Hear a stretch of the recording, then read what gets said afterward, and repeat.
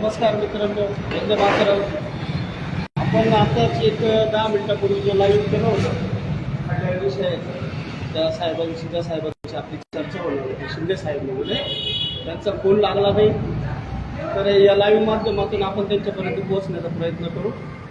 तर इथं आपण बघू शकता. सर इकडे कॅमेरा करा.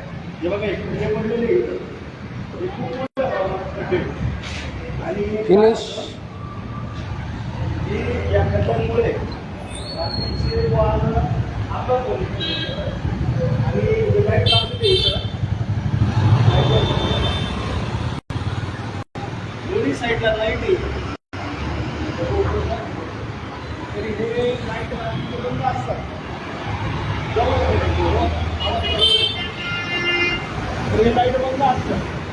हे लाईट बंद असल्यामुळे या खड्ड्याचा रात्रीच्या अंधारामध्ये अंदाज येत नाही आणि वाहन चालताना त्याच्यामुळे त्रास निर्माण होतो आणि मोठ्या प्रमाणात इथे वर्दळ असते. समोरच आपण बघू शकता बँक ऑफ महाराष्ट्र आहे आणि इकडं स्वामी समर्थांचं केंद्र आहे. त्यामुळे या रस्त्याला बऱ्याच प्रमाणात वर्दळ असते. तसंच शेजारी कॉलेज आहे DP पाटील, त्यानंतर महाविद्यालय आणि विद्यालय आहे पिंपळगाव हायस्कूल विद्यालय. इथं विद्यार्थ्यांची मोठ्या प्रमाणात संख्या असते आणि त्यांच्याकडे वाहनं असतात. तर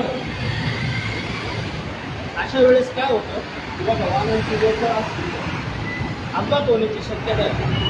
त्यामुळं मला नॅशनल हायवे रोड ऑथॉरिटीला असं सांगणं आहे पिंपळगावपासून की आपण लवकरात लवकर या संदर्भात निर्णय घेऊन हे जर खड्डे आहे हे बुजवण्याचा प्रयत्न करावा, जेणेकरून नागरिकांना त्याचा त्रास होणार नाही.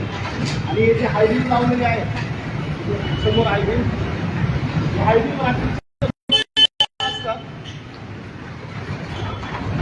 ते पण चालू करावं असं मी नॅशनल ऑथॉरिटीला सांगतोय हायवेच्या की त्यांनी लवकरात लवकर इथे येऊन खड्डे रिपेअर करावं. धन्यवाद.